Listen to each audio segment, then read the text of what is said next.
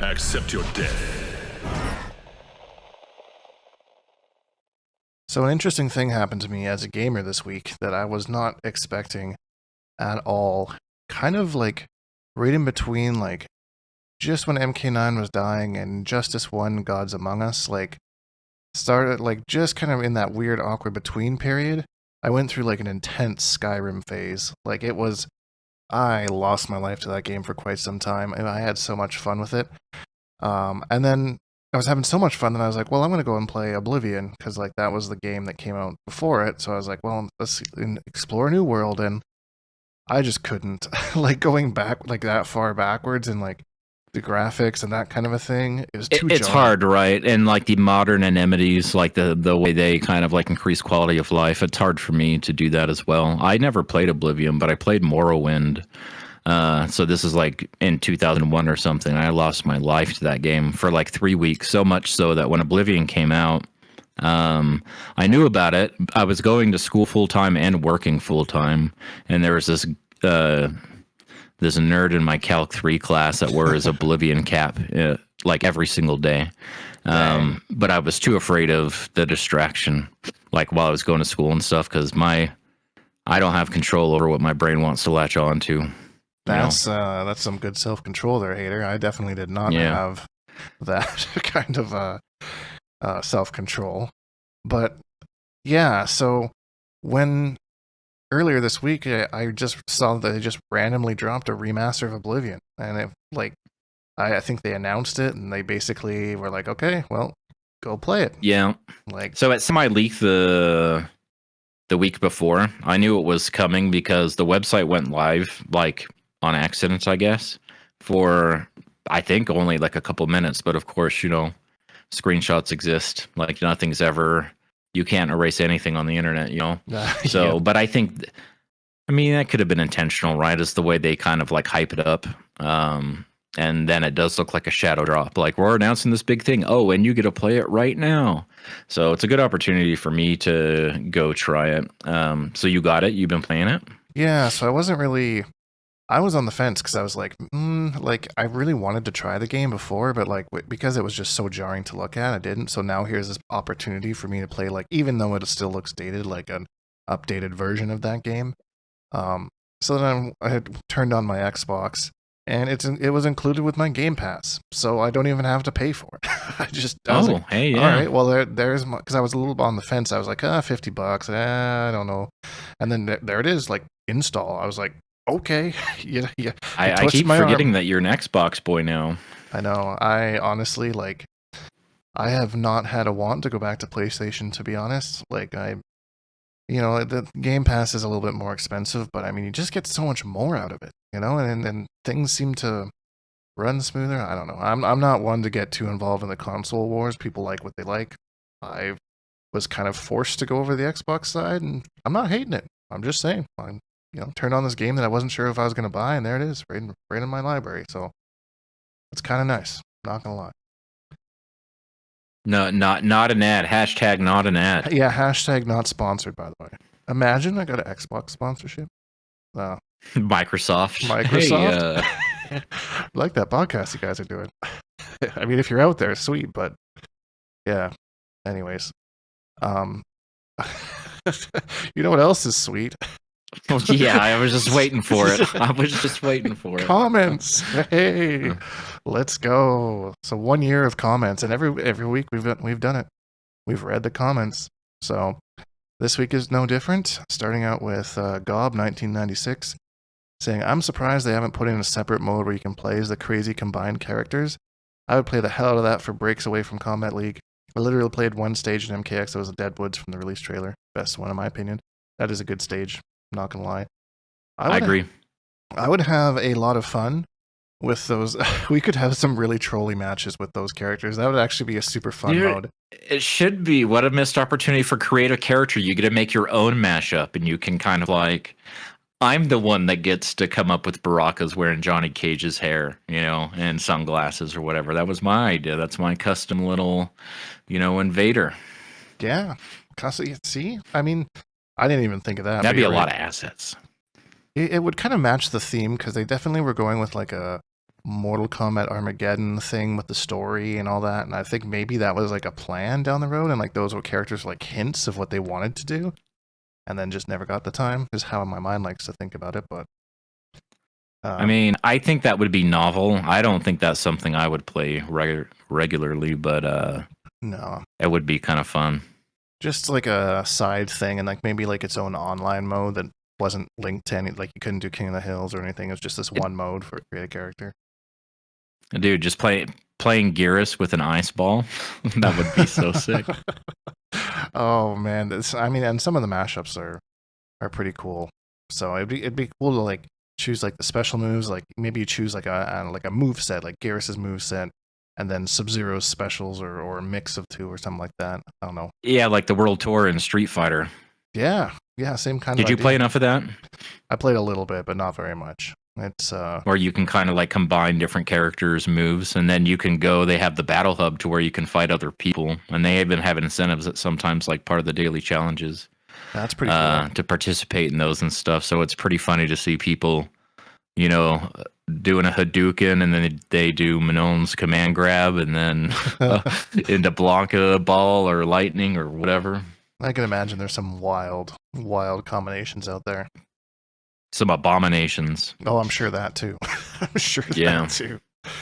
So thanks for that. That's such a good idea. I'm glad other people are coming up with these. Next one is Crazy Psycho 3620.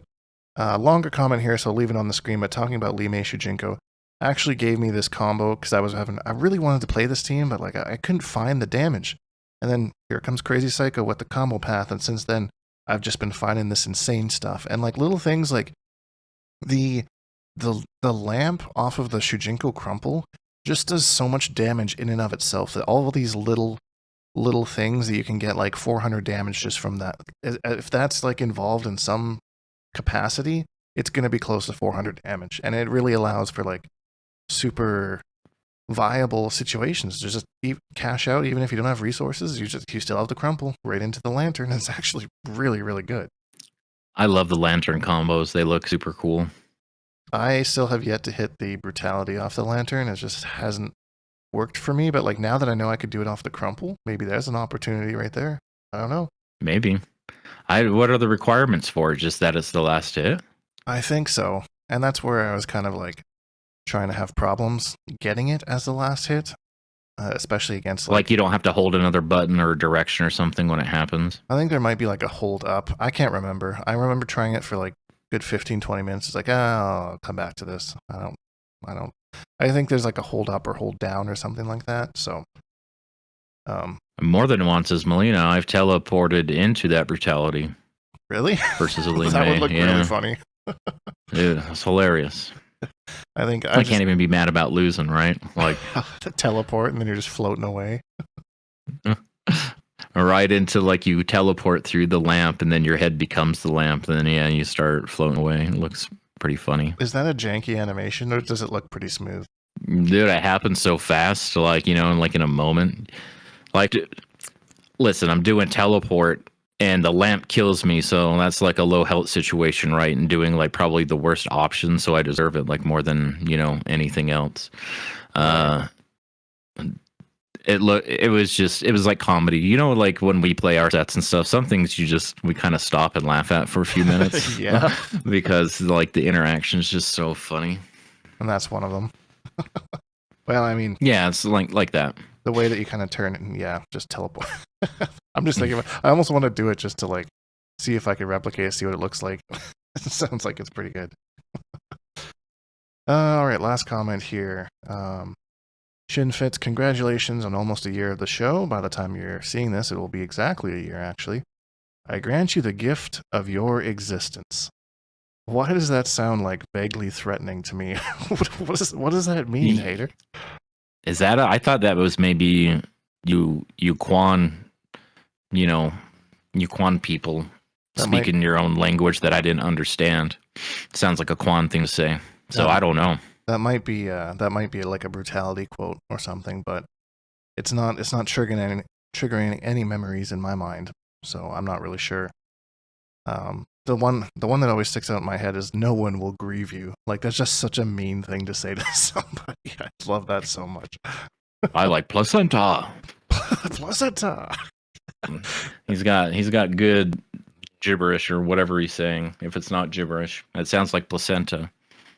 It does sound like placenta. I mean, that's what else do you yell in the heat of battle? Like, come on now, hater. No, that's what's conjuring the whatever he's doing. What is the placenta? Is that the That's the projectile? That's I mean, he says it randomly. It's not always the Okay. same thing. So it could be like the EX1 or Big Chompy or EX Portal. It doesn't. I don't think it's tied to a move. If it has been, I haven't noticed. But anything can be the placenta. I thought almost thought you were asking me literally what is the placenta. I'm like, well. Oh no, let me I tell know you what about I that. know what a placenta is. Thanks though, Dink. That would have been awkward. That would have been an awkward conversation. Yeah, I had the wherewithal to kind of let you elaborate before I answered that. Like, we're going into like grade 11 science here or what? So I was looking into what was going on in MK1 about a year ago today, since this is the 1 year anniversary of the Bonehawk podcast. And I noticed a few things, and I want to get into them just to see, like, kind of who remembers what from that time. But I do want to take a second before we get too into it to introduce a special guest this week, joining us for the 1 year anniversary, the top Kitana, NA West online finalist, Retro. Thanks for joining us, Retro. Appreciate you being here. The top Kitana. Top title. Top Kitana. Come on, you created that character. Every time I run into a Kitana Jax in Combat League, I'm cursing you out. I'm like, you did this to me. You did this 100% set up in the corner to me. I actually love watching people do that setup, like the unblockable. It's my favorite thing to see everybody do. Now it's like a trend. Every single Kitana is unblockabling people. It's great. Yeah, you've made your mark. I challenge anyone to go through the entire year of podcasts we've had and try to find a conversation where Dink and I were talking about Kitana and you didn't come up in some way. Like you're definitely like the anchor point. And you're you're a friend of the program and stuff. We've been rooting for you in the pro comp, and you just made regional finals, right? I did, yes. It's very hard. Yeah, Very no, overwhelming too. no doubt. And I saw that you got in there and you're like, all right, I'm done. Like, oh, too much. DQ'd, yeah, right? DQ'd. Right out of Yeah, that. That's too my much. God, so many people were upset with me about that. I was Sonic did it the week before. yeah, Kukui did it the same week for East as well. He did it as well. It's just like at the end of the day, when you are in that when you make that top 4, it doesn't really matter what happens after that because you're going to be seated against a killer anyways. So like it's not Yeah. really worth it to really keep on going if you have things to do, which it was on Easter Sunday and I wasn't. I was at my cousin's house when I was playing in the tournament, like with family around me. So Just casually getting top 4, no big deal. Just casually, no big deal. Classic retro, right? yeah, I fight Sonic Fox first round, by the way. So, Okay, so how many games do you need to win to qualify? So what's the path to get to final combat at this point?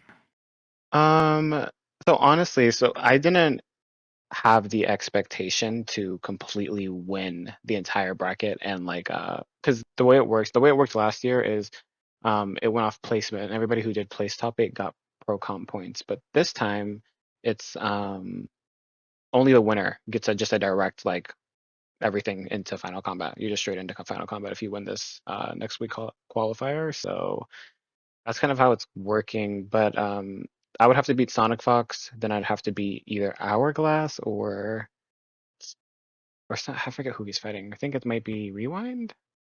Like Actually, you I don't know. said, Yeah, I'm not sure. I bracket have to beat Sonic killers. Fox first round. Yeah, it's everybody. You're gonna be matched up with somebody crazy anyways. So yeah, you have to win the entire thing in order to qualify. But I just really wanted to at least make the top 8. That was my goal for this. I'm going to be going to some offlines this year anyway. So Nice. That's exciting. What's so do you have a strategy against Cyrax, Sareena? Like, I know that there's been a lot of discourse online about like how broke and unfun that pairing is to play against, and like I know that you are someone that will 100% lab things and be ready for stuff. How do you feel about that matchup? So when it comes to Cyrax Sareena, I do think it's incredibly impressive, and it's like kind of like Sinto, reminds me of Sinto pressure, but like way worse, like a Sinto sequence, but way worse. My mindset going into it is to play sub cameo. I think Kitana subs are really a really good duo. She gets really good damage and Right. stuff. So I'm gonna play Kitana sub into Cyrax Arena just to be able to like control the neutral better and not have to worry about like projectile trades. And then you can also use Sub-Zero on Delay Wake Up to avoid like direct like three-way mix from Cyrax, and you can take it from three-way to just like a 50-50, which is better for me. Um, and that's kind of it. My whole entire goal is just to run away literally the entire game, not interact with the character, because if Yeah. I get put into the situation, I just lose. But That also, Katana doesn't really rely on meter that much, like to do anything, and especially with Sub-Zero. So I don't really care for like losing all my meter. I'm probably just gonna use it all myself before she touches is it, me. do you usually use it for breaker then, or something that's going to kill, or just create a situation or something as far as your meter management with Katana? Because I've been trying to learn her a little bit on the side, and I was just telling Dink like a week ago, I was like, I don't even know how to spend her meter. I feel like I don't even need to. I don't even know what to do with all this bar. Yeah. Well, are you asking in general or in this specific matchup? Um, let's just say like let's say the specific matchup to where your meter is kind of like on the line, right? The meter's part of the mind game, say Quan Chi Armor Portal or anybody using Sareena, Cyrax and Yeah. Sareena. So for Cyrax and Serena, how I would use my meter then, because if you get touched at all, you need to break on the first interaction. Like you need to break the second hit of whatever she hits you with. But if I can't do that, because a lot of the time once they hit you, they'll start calling Serena immediately. I'll just spin my meter in between the downtime of Sub-Zero cameo. So when I'm out of Sub-Zero cameo and I'm waiting for it to come back, I will use EX air fan, and it will eat the projectile. So like she can't throw goop and like have it hit me. I'll just eat it, and then it will punish her from full screen. So that's kind of how I would spend my meter in that matchup.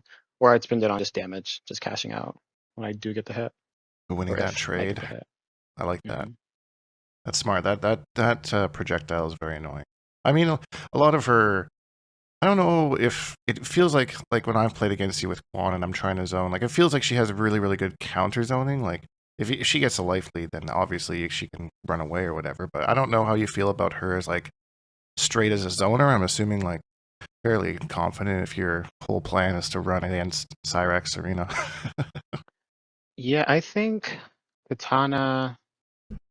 Like, let me think. What are like the main zoners in this game? Is like Quan and Shang Tsung Sector. and Sector. I think outside of Sector, I think Katana's like one of the best zoners in the game because her projectile does so much damage, and then you can't afford to trade with her.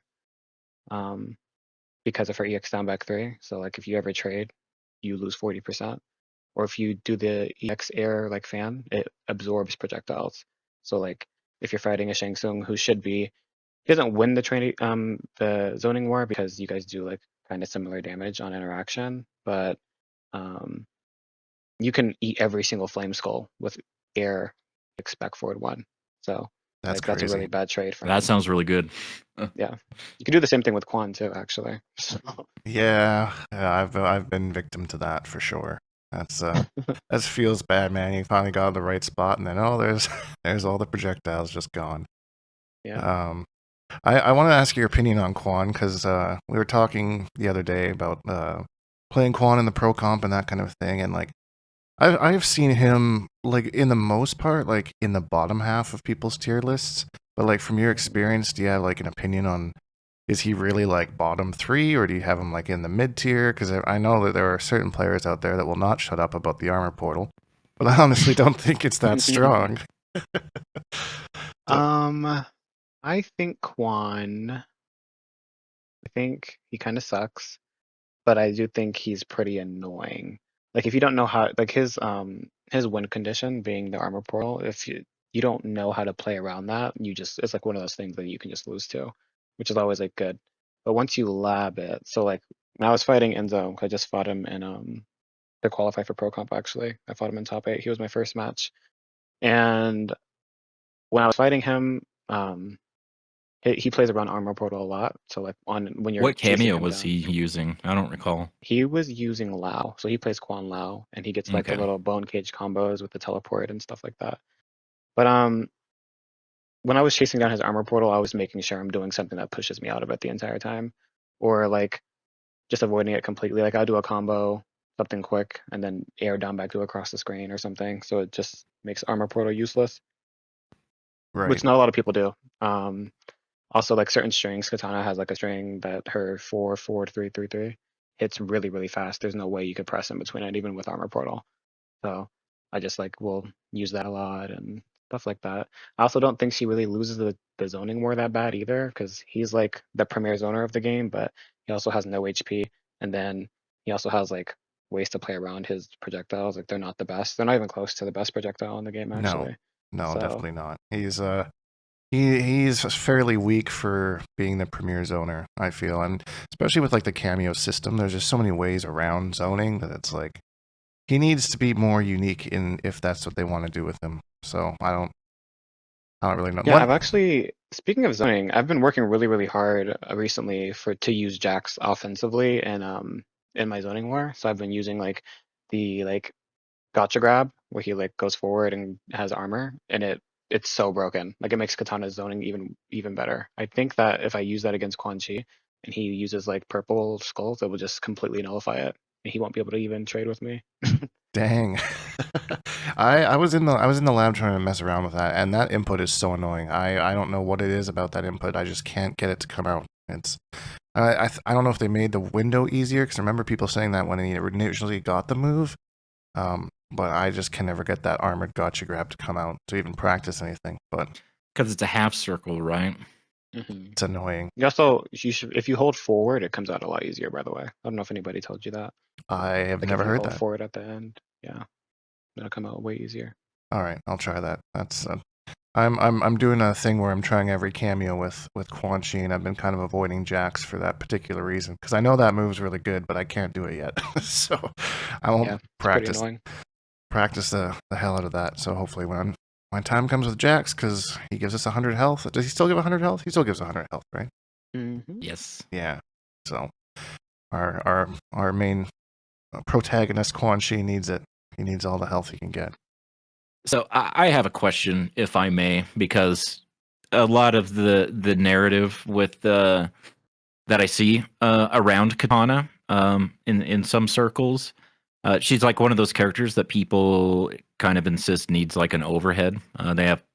They have trouble opening people up. You see the same thing about Liu Kang. His is more of like, people just feel like forward 4 bots, right? They would prefer to have a mix up. But for katanas, you're obviously putting in the work and you're getting results and stuff. So what would you say to somebody that is playing katana, and somebody, how are you opening people up without a mix up? How do you see katana being played? Like her game plan, her win conditions, etc. Well, I play her very like very neutral based, very space controlly. So like I play like right outside of my back 2 range, and then like if you ever fight me, I've been told it's just really uncomfortable when I'm just sitting there, because her neutral is so good. So like her grounded game is so good. It's probably, she has one of the best mids in the game, which is Agree. really relevant. Her movement also, that character's movement for a zoner is actually insane. Like her forward dash and her back dash are both kind of stupid as well. So I normally play in and out of the back 2 range, and I just whiff punish people all day, or I just catch them walking back with my mid, or I just anti-air them because I'm also in that same range to standing 2. But realistically, if you main Katana and you want to argue her having an overhead, I think if they gave this character a direct overhead, she'd be broken. So if you don't want her to be like top 5, then don't give her an overhead. Give her more creative tools to be oppressive. I mean, yeah, because that's the thing. Like her pressure is all generally like fake, and or end really really fast. Like if you just block, it's kind of over if you know what you're doing, which is why people get really annoyed playing her. But that's the whole thing with me backdashing all day and like playing outside of back 2 range. It doesn't really matter. I'm always in a range where like I'm not just fully committing to giving up my turn. And she has a whole bunch of little mind games around her strings as well. Just take time, realistically. I find that like fighting her is like layers. Like there's options to everything that she can do, but she doesn't have to do like one or two things. Like if you know like for example, I haven't labbed this in a while, but I believe that the gaps in her strings, the ones that she does have, are always after the first hit, between like the first and second hit. So like that's one layer. But and of course she doesn't have to complete the string. It's pretty easy for her to stagger it and be safe. And so it's just like it's like an I know that you know that I know kind of a thing when I try and fight against her. She just seems to have lots of options. And every time you get opened up, the corner carry is insane. And then you're in the corner with Jax, and there goes my health bar. Yeah, Nice as far as knowing. win condition as well, like her win condition is hitting you because when she hits you, she does 1 billion damage, and then there's multiple ways to play her. I'm more of a set play, like unblockable, mix up, strike throw. Because once she hits you, she does have mix. If you're playing Jax or specific cameos, but there's other Is that the Katana appeal you players. find in like characters like Enchantress and stuff too? Yeah, I love set play. That's my whole Right. thing. That's why I picked up Katana again in this I game. really like that stuff too. Yeah. But with her, like you could play like me, where you could do set play and just hit them once and blah blah blah, or you can play like Faisal, who plays her very damage based. He hits you really hard and then he'll just go back to running, or even I guess he plays Chameleon, so he could be like he has more offensive layers than like other Katana variations. But in general, yeah, her win condition is hitting you. She hits hard. So like when it comes to what Dink was saying with her gaps, do you want to risk like armoring between like 2-4 or back 2-4 and then like getting hit for 50% and losing the game, or do you like it's like a mind game that's always in her favor. That's how I see Right, like her. when your character has a gap, that just means that you can't just kind of like dial it in, right? You're going to have to mix it up, and it even gives you more opportunities to bait over anxious players trying to armor gaps, right? Just bait or armor instead. Yeah, for sure. Yeah, I think okay. that if Katana didn't have gaps, she would be worse than she is now, actually. So Really? yeah. It's interesting. I suppose I understand. Uh-huh. So one character I wanted to ask you about that I haven't really seen, and it's funny because we made a tier list a couple weeks ago, and I had him as like one of the worst characters in the game. Was Conan, and then Ooh. like 5 days later, I'm just seeing him all over the pro comp, and I'm like, I have made a mistake. And I wanted to see if you had any experience fighting against this character, and what exactly it is that makes that character so strong, if you have the experience. So I do have some experience against him actually. I've been running the games with Striker, who's been maining Conan this season, and I fought somebody else, I forget. But that character is really good. It's because his neutral is really, really like his grounded buttons are crazy. His jumping is crazy as well, and more importantly, his damage. He's really similar to Katana. Actually, I was just talking to Striker about that, but he has more mind games on his like his pressure and stuff because he has like +2 overheads and like he has strings that you want to duck in between, but then if you duck it, he could just do other things, and he has all types of stuff. He has like pressure where you need to up block it in order to make it unsafe, but then you get like grabbed for like 25%, and then it's like a whole bunch of things. He has a lot of layers. He's really, really good. Like I don't know. I don't know like where I would place him on my personal tier list because I haven't played the character that much, and I honestly think he kind of loses to Katana because she could just run the entire time, and it's really hard for him to deal with. And they both play at the same range. Like his mid goes just as far as hers. But I think he's very good. It felt really strong when I was fighting against it. And then of course Ninja Killer's out here killing everybody with the character. El Kukui's picked up the character and is killing people with it. Striker dropped Ghostface for Conan. So Dang. there's obviously some merit for that character. I saw Ninja Killa playing against Hayate, and as soon Hmm. as I saw Hayate pick Takeda, and I'm like, why are you picking Takeda against Shujinko? That's like the most maniacal thing I've ever seen in my life. And then Yeah. seeing that Conan damage on top of that was like, oh boy, that's nuts. And like his combos look cool, and like I don't know, he had to, He's doing Injustice combos. He has back 3 in yeah, Injustice. yeah, no, that's true. That's true. I didn't really think of that. That's funny, but yeah, no, he's I definitely made a misstep there, so I'm glad that I could pick your brain on that. I did want to, off of that actually, I wanted to ask you about Injustice because my brain is fuzzy on who you mained in the last Injustice game. Was it Enchantress for the most part, or?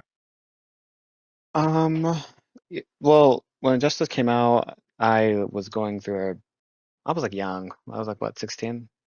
Like yeah, it's probably like 16ish. Just young. And I was And I was almost 40. yeah, Oh my The god. context. I was like 16 and I was like fiending for fighting game information and how to get better, and I was like doing that thing where you just think it's a character. So I was swapping Right. between like characters for a very long time. So I was like Blue Beetle. Well, I was Harley, Blue Beetle, and then I was labbing stuff for Ty Boy, who is my best friend. He played Black Canary. And he played Black Canary. So like when I already graduated, and he was at school still. So I would lab for him, and then I just started liking his character. So then I made Canary for a long time. Um, then I switched to Red Hood, and then I switched to Starfire, and Jeez, then all over the map. yeah, and then I switched to Enchantress, and then I stayed with Enchantress until I quit the game. That's the last character I played.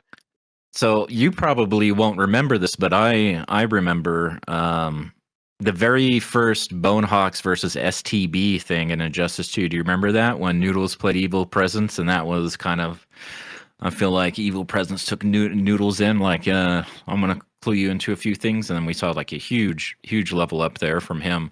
But the very first match of that whole exposition was me playing Cheetah versus Retro's Blue Beetle.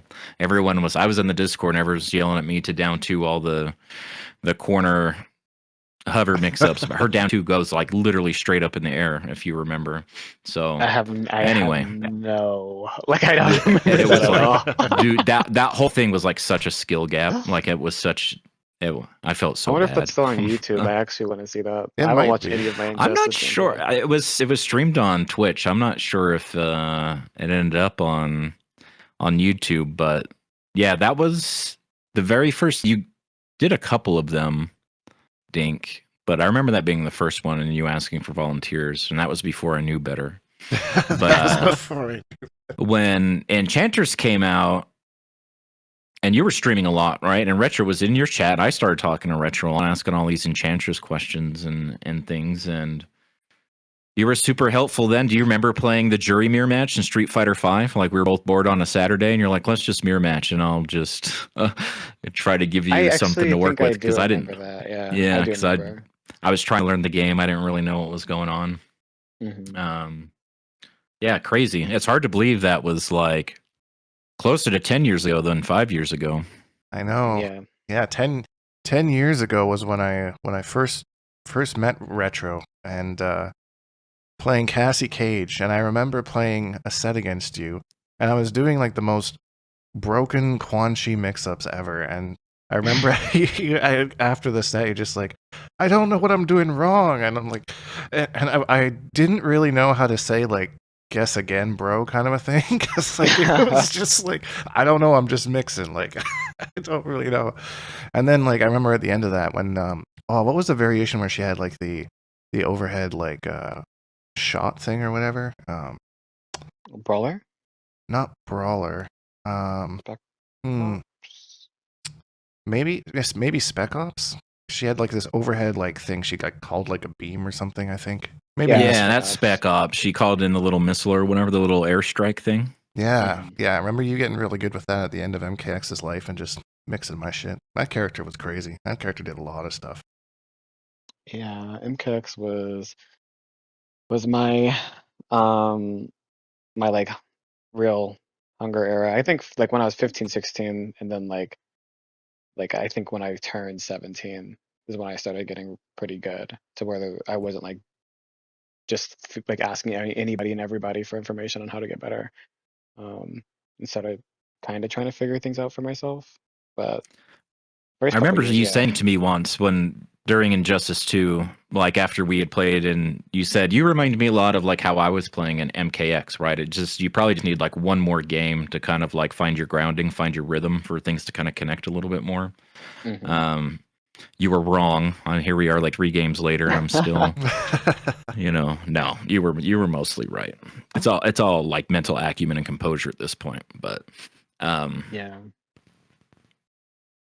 For If for newer players who are looking to get better, do you have like any advice for like any like if you can remember over your years of training and getting like any like certain like aha moment kind of a thing, like in particular that you're like, oh, this is something that I should have been doing, or this is a thought process that I've been missing out on, or anything that kind of elevated you to the next level?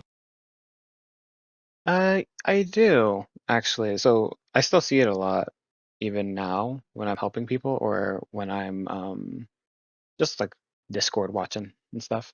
Basically, I think my first breakthrough, because when I first started competitive fighting games, I only watched Sonic Fox. Like that's the only person I watched. I just wanted to, and I copied all the characters. I played Melina, I played Sonya in MK9, I played Batgirl and Injustice 1, and it didn't get until I got to, or even in MKX, me and Sonic made the same character, I guess, eventually. But I made Sonic, I made Cassie, and that's when I started figuring out my own thing. I think that it's good to use people as inspiration for sure. And like if somebody's good at your character and you want to learn stuff from them, then like of course watch their content.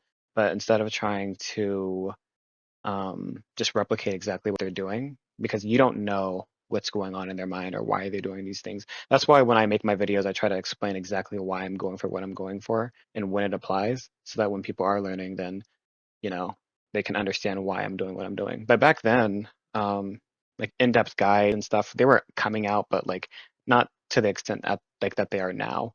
So I didn't get the information that I needed probably back then. yeah, it was definitely a different era.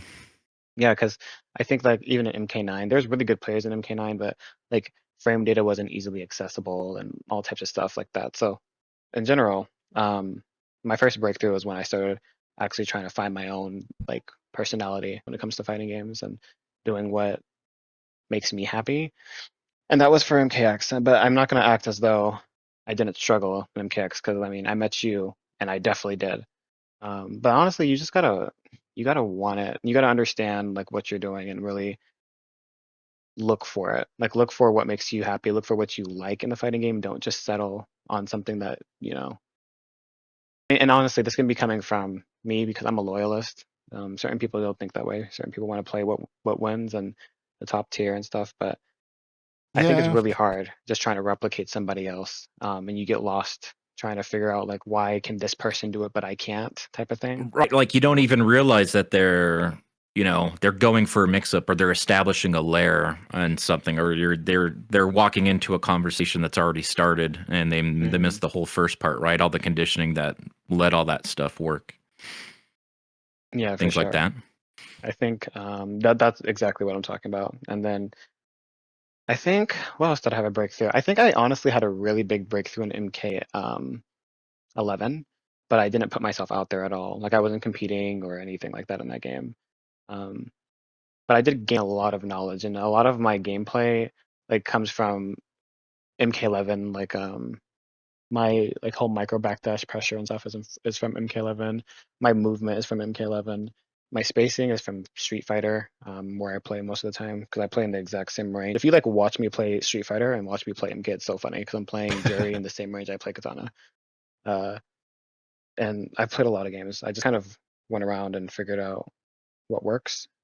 Got a lot of like fighting game terminology. I'm very by the book, I think, when it comes to things. And then I had my biggest breakthrough in MK1 for sure, because the game just kind of fit naturally to me.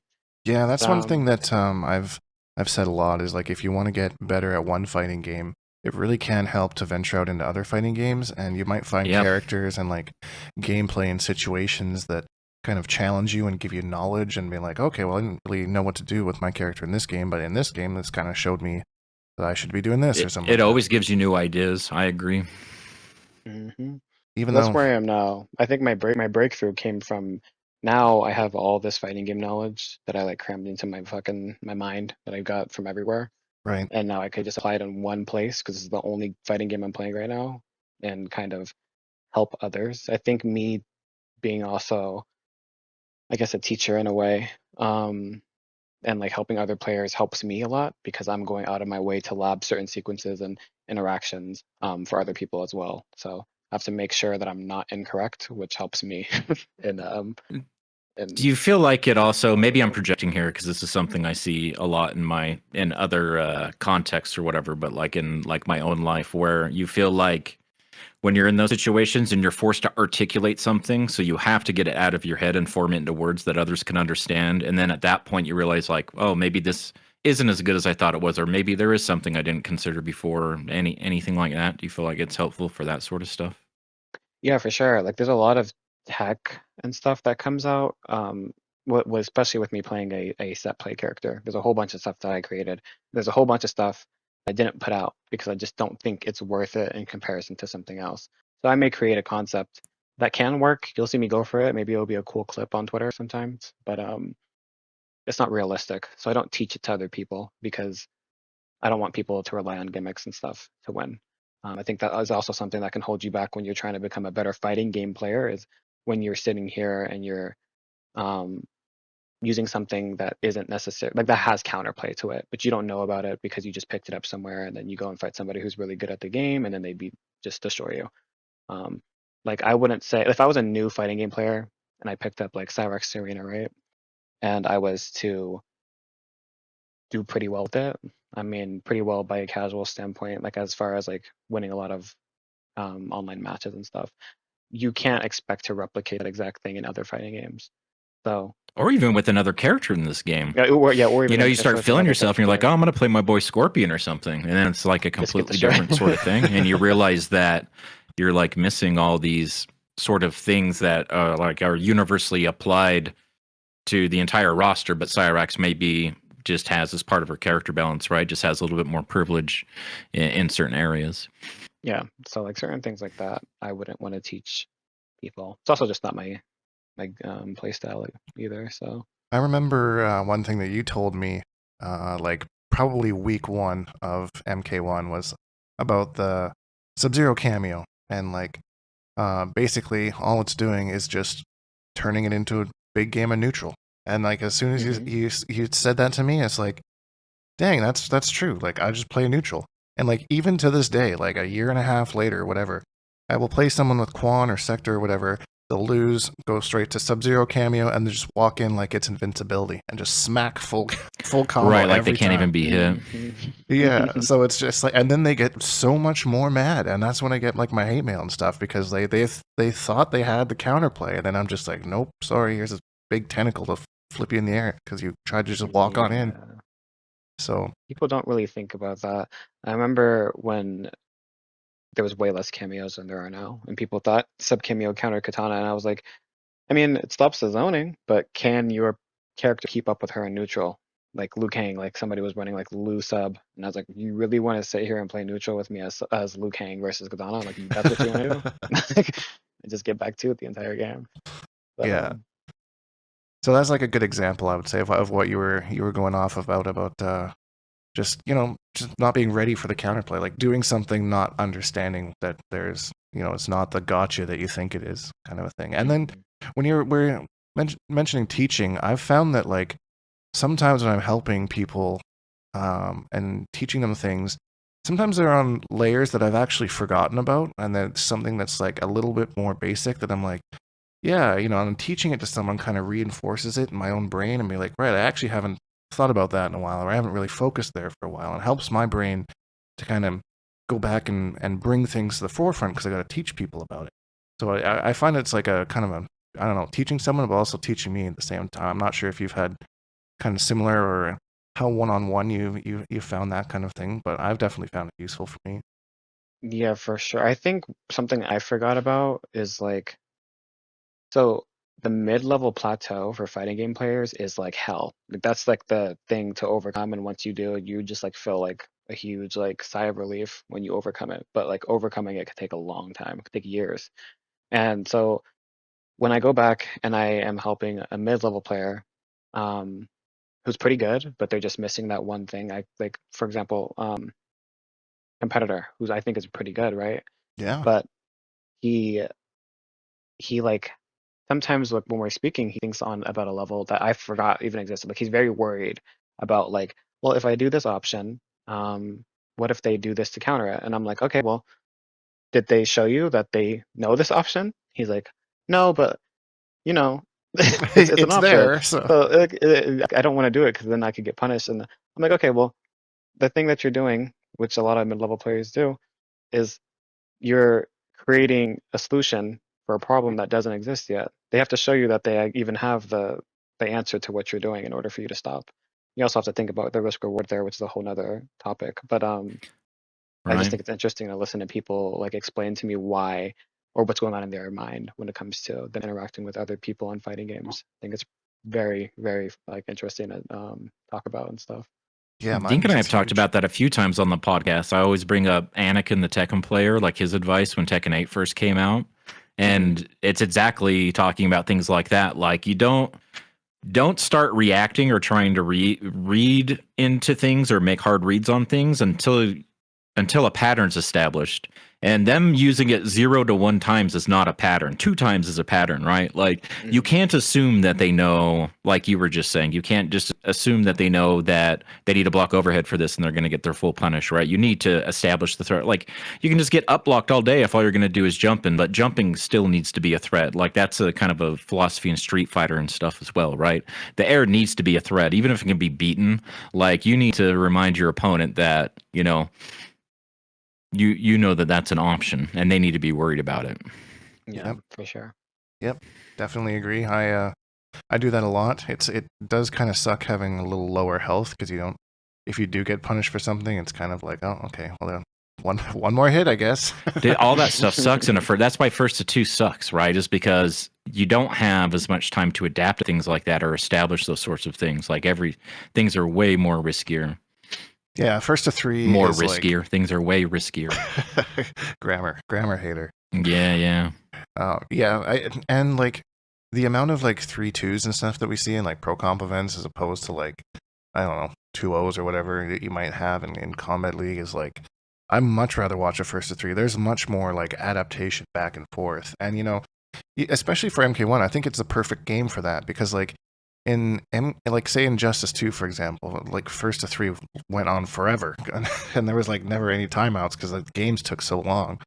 But I think MK1's speed is just such a digestible pace that it works perfectly for first to 3. So I'm not really sure why they did first to 2 in Combat League, but watching pro comp events, and I'm sure you've had similar opinions or a opinion, I guess, on first to 2 versus first to 3, having assumably played a little bit of both.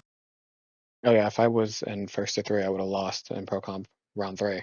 So I mean, if I was in first to 2, I would have lost. Right. Yeah, if I was first to 2, I would have been sent to losers in round 3. I think that I'm all about adaptation and teaching that and understanding patterns and stuff, but I don't think it's realistic in like one game. It just doesn't make any sense. I mean, you can like if somebody's doing the same thing in like one round the entire time, sure, but Yeah. like thinking that you're gonna like just every single time be able to adapt. I think a lot of the time, most of my sets in tournament are always 3-1. It's very easy to get the first game on me because I need to understand what's even going on. So You see that with noodles a lot too, right? Like there's a type of player that very commonly loses the first game, but that's the information gathering thing, and then it's quite the momentum shift in game 2 and onward. that's exactly what it is for me. Yeah, download complete. Yeah, I gotta see what's going on first. I don't like first to 2 at all. I think in Combat League it's fine for me. Like I don't really mind. I don't play much Combat League also, so it doesn't really bother me. But I don't mind because most time it's like get me out of this connection already. 2 games is yeah, fine. I'm ready to just get move me out on. of here. Yeah, I really don't like either when season resets. And I'm late. Like if I'm late to the season, I just don't want to like be doing 50% combos against somebody who's just learning the game and is playing Frost cameo. Like that doesn't seem fun for them. Right. Dude, it's always Johnny Frost when I first jump into Something Combat Frost League. cameo and contest. What is it called? Combatant rank. Yeah, It's Frost and Sector, and it's always Ice Carpet and the Telepunch. Yeah. Oh yeah. I mean, I've seen some stuff with Frost, but she just seems weird to me. Like I know you're a huge Frost fan hater, but she just seems like all of her tools don't really don't really mesh that well in the meta. of the game. Frost is to me what Jax is to retro, what Shujinko is to you. Kind of like just the cameo identify, like that just gels with the. I feel like I make teams around her. Like I've been playing Noob, right? But that wasn't because like, oh, Noob looks cool. It's like who I'm just going fishing for some characters I haven't looked at that might have some synergy with her. Yeah, she's So that's been my approach to MK1. she's an interesting one. I would like to see somebody do some work with her in a pro comp, but I don't know. I don't really know what she's missing. Like she does some pretty unique things, but it just feels like none of them are too scary. I guess like the ice bomb is kind of scary. They need to make that ice bomb an ambush. Then she'll be good. Oh, that would be broke. Oh, I would love that.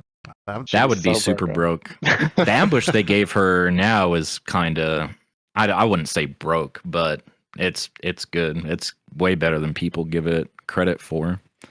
I was gonna say earlier, Recha, you were saying you finally feel like you came into your own in MK1 and stuff. Do you think that's just like your age and your experience and all of that? And it could be any game, or is there something specifically about MK1 that you like really vibe with, and it all just kind of converged, and now here we are?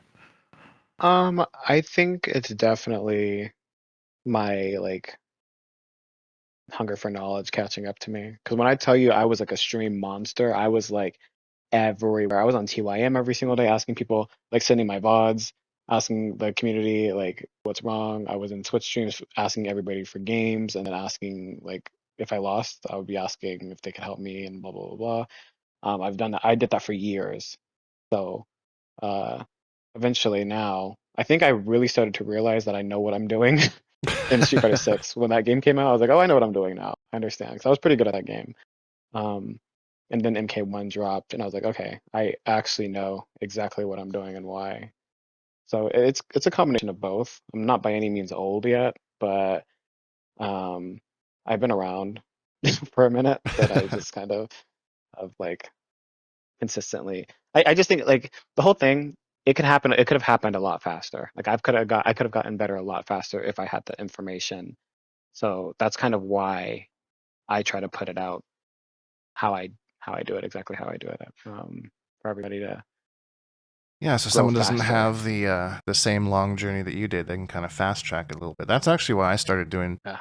YouTube in general as well back in MKX, because there were no guides or anything back then. No one was doing like super duper tutorial content, and the stuff that was out there was super low quality. So I thought that was kind of a niche that I could fill, and it's Yeah. a good I feeling. was trying to learn. I think you were kind of one of the first people for like NRS content to do like tutorials that are actually in depth for multiple characters. Like when I was looking for like help, I would like type in like let's say like Harley Quinn guide for Injustice 1, and would all that would pop up would be some combos. So like I don't know, that's all I got. True I literally Underdog have, was making yeah, Injustice True 1 Underdog. content. Yes, True Yeah. Underdog. I was getting all my combos from him, spending 4 bars. So I was like, wait, but what do I do when I like, it's just there's so much more to it that I just needed help with, and it took a long time for me to like fully understand it. So It's a good feeling when you can put it all together and be like, yeah, that was a sick round, or that was a sick win. It feels so good. mhm. And whole game plan comes together. It's a good feeling. How's how things been going on the YouTube front? I know that you've put out a lot of guides and gameplay and stuff, and you're kind of took a little bit of a break there. Is that something that you're beefing back up Yeah, again? Or? I took a long break. Granted, I wasn't in town for like weeks at one point, so I wasn't like creating content and stuff. Right. Also, like just personal stuff, all type and work, and yeah, for like 2 months I wasn't making content, but I also covered a lot. So like when it came to stuff, it was kind of like, well, should I just continue posting Combat League videos all day, or should I just wait for new content for the game? And it kind of became what makes me happy, because I really do not enjoy Combat League. I don't know, like that's just not my thing. I do not like it. I do not like recording it. I do not like playing it. It's just not my thing. That's fair. But I do like making guides. But at the time, I just don't want to like it's back to the I don't want to waste anybody's time. So like if there's like a cameo, like Madame Bo just came out, I could have like made content off of that and be like, oh, Katana Madame Bo guys, like look at this guide. But it's not that good. So I don't want to waste anybody's time. But I've been doing a lot of tournament runs recently and stuff. I have a lot of recorded there, so I am bringing my YouTube channel back and posting, and all types of stuff like that. Just creating content again now that I have a lot under my belt. 'Cause I've actually been doing stuff on the game again. So That's good. Yeah, that's good. Content creation is a grind. Like, and YouTube is not very, I don't know. They're not very forgiving if you want to take some time off for the most part. Like you know, take a little bit of time off. You're out of the algorithm. So it's definitely a grind. So I totally get how, and I like your approach to it too. That you don't want to waste anybody's time, and you don't want to. I'm sure you could find some crazy once in a lifetime Madame Bo Kitana kind of setups, but I mean, if that's not something that's realistic. You know, I see those on Twitter all the time. I feel like that's what that space is for. To post your like once in a lifetime setup. Oh my god, look at this kind of a thing. But I feel like there's a lot of that out there, and people it's too much. People can get confused, and like then they start using stuff and they're wondering why they aren't winning. And it's like, well, but I saw this guy do it, like we were talking about earlier. So yeah, I'm not a big like combo fisher person and stuff like that. That's just kind of not my vibe. I like to just make good short. Actually, my videos have not been short. I can't even lie. My videos have been really long lately. Well, you used to, like, your earlier guides had just text and stuff on them. I remember the specific video that started out with text, and then you got on the mic, and you're like, "Oh my god, this shit is going to take way too long to type out, so I'm just going to speak." Yeah. And you're like, "Oh, this is actually way easier than just typing, period." And then you're just doing the voiceovers ever since. Yeah, I was like the whole thing, Dink knows, I was very shy like for a long time. I think when I was in STV, I didn't talk to anybody vocally for at least like 2 years. Like I'm so serious. Like we would have like team meetups and stuff or meetings, and like I would just never talk. I think it was like a yup And for like attendance, and that was like it. yeah, I'm not much of a talker.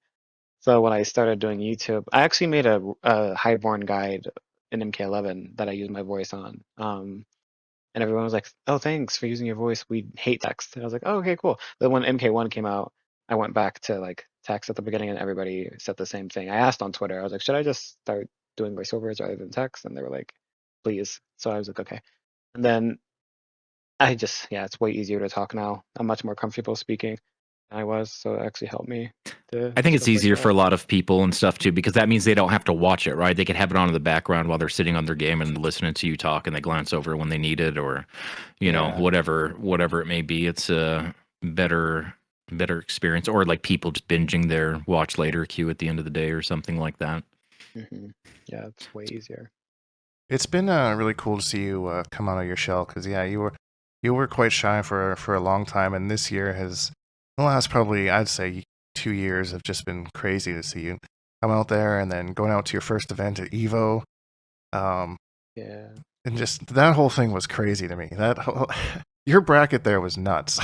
Like I couldn't believe the pathing that you got on it. And there's one part in particular that I remember, and I was excited to tell the story. I think I've said this before on the podcast, but I wanted to get your take on it. Is when you were playing Just Nasty, and I don't know the exact moment, but you did something, and he kind of like side-eyed you in the middle after you did it. It was like a certain counterplay or something, and then like what was that? And then kind of after the game, shook hands, and you came over to me, and you're like, "Oh my god, I did this thing that like I only do against his setup or whatever." It was so funny because once you said that to me, I knew the exact moment you're talking about when I saw him. Like hold on, what? I was like, what are you doing here? Yeah. Okay, so for a long time I don't do it anymore just because I kind of had it explained to me like seeding and stuff. So I don't play on Heidi's anymore. But when I was like super anxious all the time, I still am, but like I just deal with it regularly now. When I was super anxious all the time, I was always on Heidi. So when I was on Evo, I was on alt. But before Evo happened, me and Nasty were hanging out because Nasty's a good friend of mine. We were hanging out and we were running a couple sets because he wanted me. He actually came to me. I was not looking to like get some cheesy, bracket help. He came to me to play. I didn't know he was in my bracket, but he came to me and asked me for games in the party. So I was playing him. and he was playing really well. He's amazing, so I don't expect anything less from him. But um, I was like getting my ass beat, and then I was like, "Hey, have I ever played you with Kitana Vado?" Because he had to go and catch his flight, so he was gonna leave. He was like, "No." I was like, "Okay, let me try it real quick." So I did. I beat him for like 2 games, and he left. And then so we went to. I was at EVO, and I was playing him, and I was down 2-0 using Chameleon, and I was like, "Okay, I'm just gonna go Movado because that's probably my best bet." But there's a specific interaction that not a lot of people know, unless you like have a lap smoke, and it's also Kitana Hurtbox specific. But if he like meaties you with a smoke bomb, you can micro backdash and trip guard punish him. And so I was scared because I know that I'm the only person that does that to him. But then when we were playing, I did it. And then I guess he did that, but I saw him shaking it, like nodding his head. So I was like, oh fuck, he just knows it's me, dude. And yeah, I reverse throwed him, and then I was talking to you about that exact moment. So I was like, bro, this is not gonna be good.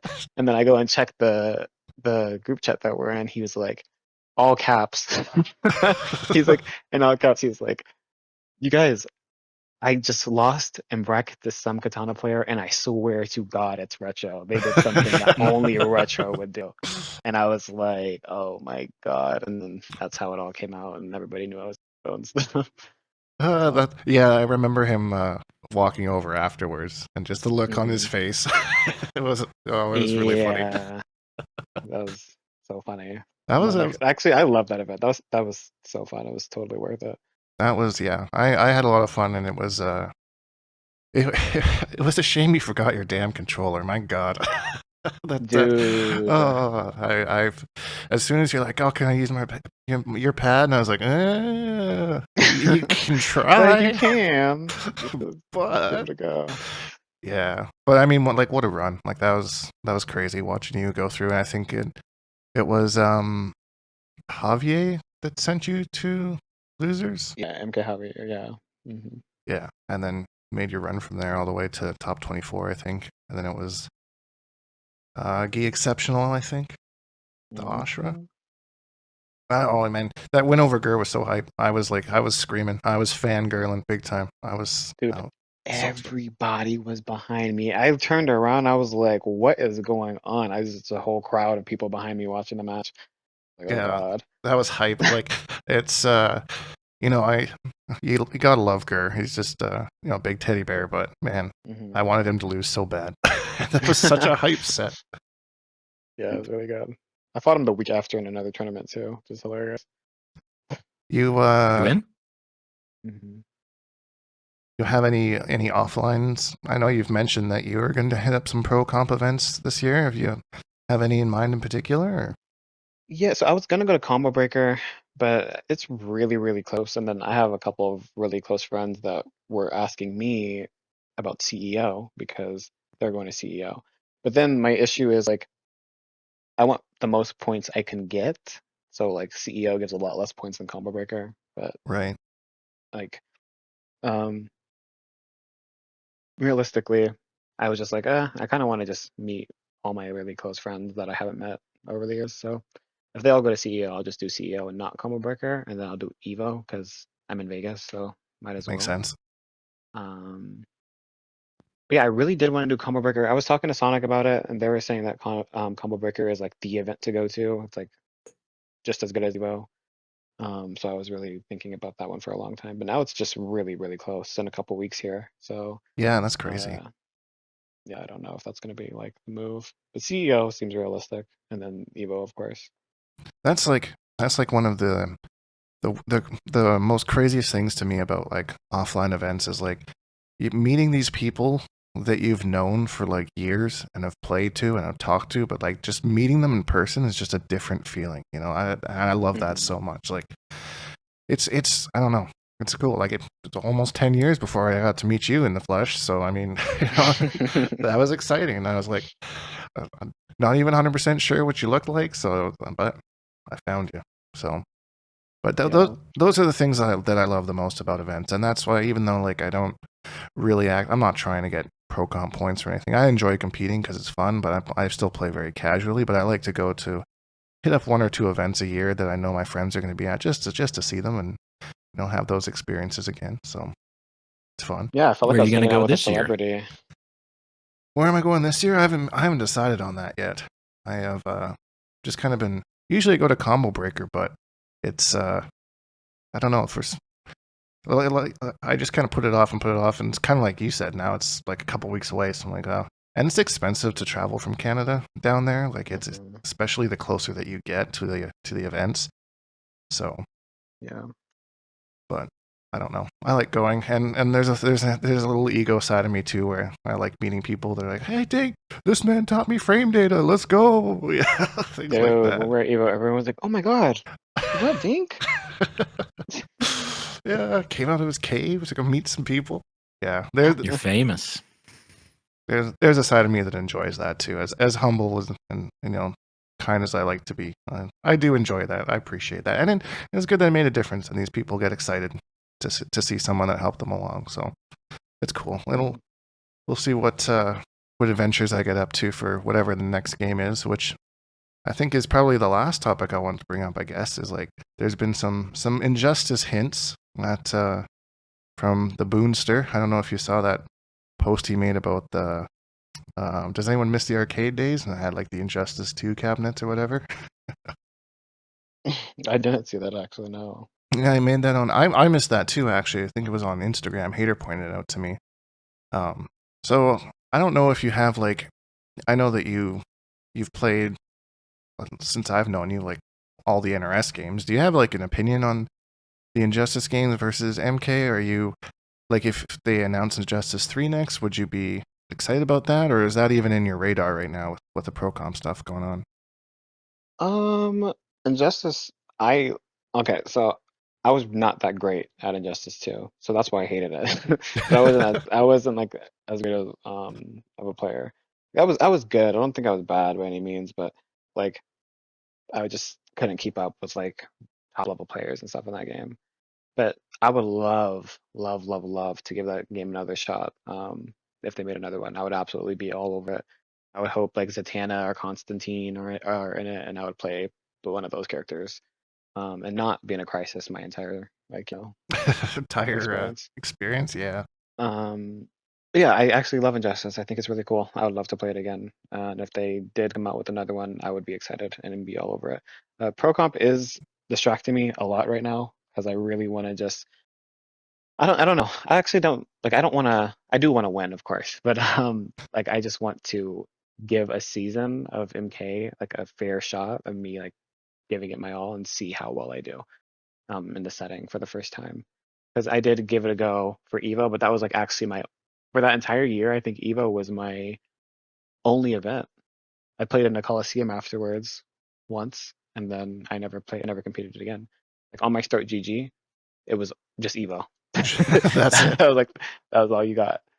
But now as I like play on my start GG and do more tournaments and seeing my seed go up and understanding seeding, because I just didn't understand it even. I'm Right. like, oh, so like tournaments don't have to be the hardest thing in the world because I have a seed and I actually, am able to not sweat my ass off from round 1 to grand finals. So Yeah, it's yeah, I nice. mean, I miss my seating every time I go into an event. It's usually they throw me a bone for like first round or whatever, but then straight into killer after that. So yeah, and I just can't keep up. yeah, But that's good. Those are the things that I feel like people just don't really talk about is like understanding seating and events and how it works and how it can make your experience easier in some aspects. So it's cool. yeah. It's very helpful. I literally would have to fight name after name after name and not understand it. And then people were like, "It's because you're on a alt account, you jackass." I was like, "What? What do you mean? What does that mean?" And then they kind of explained it. So now, like, as I've been doing tournament runs on my account more recently, it's been like a lot easier, for like at least to make it out of pools. And then it gets hard again. But Yeah, and like you said, there's going to be a point where there's always going to be killers in your path. But I mean, just having it's nice to warm up a little bit too. Like I hate to use the early bracket stages as quote unquote warm up, but from what I remember in those days, it was nice to just get into the feel of the event and go through. And like you said, not having to sweat right away. So It's nice. And I'm sure you have name recognition at this point too, right? You want people to see you in their path and be like, "Oh shit," you know. Yeah. You kind of get in their Yeah, head that is beforehand. true. I hate, something I hate though, is okay. This is gonna kind of sound scrubby. I don't care, but like I hate when people know the matchup too good, like as Kitana, like Yeah. it too, like I just know you were in the lab sitting there for hours if you know how to handle this every single time. Like I don't know, but it is fun. Also kind of, people message. I don't know if you guys deal with that too. People message you after you lose. It's like, oh my God, how'd you lose to this person? I'm like, leave me alone. Oh, Leave me I alone. hated that. Oh, I hated that so much. That was the worst. How did you lose? So It's like, annoying. God, shut up. I'm not happy about it either. So whatever. Yeah. Luckily, it's been a while since I still get that from casual things on my Combat League runs or whatever. How did you lose to blah, blah, blah, blah? It's like, okay. But Mhm. when I was competing, it was different. It hit different when I was like, when you wanted that win. And then you get that feeling when you lose, when you're like, everyone is like, there's absolutely no way you should lose that. And Yeah. I dealt with that a few times. I'm like, I don't know who you think I am. I'm very capable. I'm really good at it, actually. I'm really good at losing. nobody's invincible. So Yeah. yeah, that's you're stirring up memories I haven't thought about in years. That's that's fantastic. Well, I think that's all the questions I had for you there, Hater. You any other final closing thoughts or anything? No, thanks for joining though. Very, very insightful. I appreciate how tech savvy you are, how much you kind of appreciate that. I think that it really shows through your gameplay and stuff too. You've always been one of those people, no matter what game you're playing, when you see your opponent just start moving around neutral, you can just tell, right, by the way they're moving. Like I'm about to get bodied. So you're one of those people for sure. That's actually hilarious. Yeah, You know what I'm talking about though, right? Yeah. we're watching your pro comp run pretty closely. I mean, keep tabs for the audience. You're my pick personally, so known you for however long, and you're out here. Hopefully, ELG is treating you good and doing all that stuff. So, is there anything you want to plug before we call her a day here? Any upcoming YouTube stuff, streaming stuff, anything like that? Yeah, I think all my ads are just actually my Twitter ad is something completely different. You might have to put that in the description. I'll have it. I'll have it in the description. But yeah, I have a Katana trimmer guide coming out very soon. I've been working on it, and I have a whole bunch of tournament runs that I'm uploading. That's kind of all. Just look out for me, pro comp. I always look back on the VOD and see who's cheering for me and stuff, and thank everybody. And so try to be as interactive as I can with everybody. And yeah, let's finish off this season 2 strong, and hopefully we have something new for sure in the next couple months because they've been hinting at that on Twitter. So Yeah, balance changes and all that kind of stuff. So, game's not dead yet. I hope. I'm hoping for something anyway.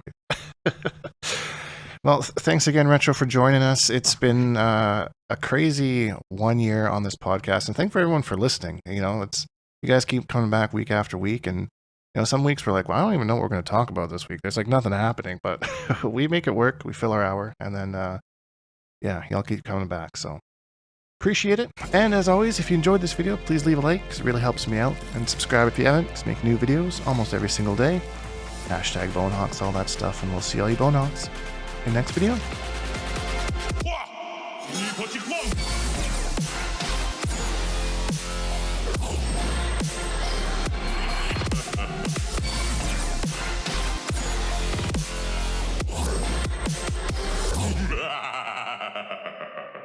Accept your death.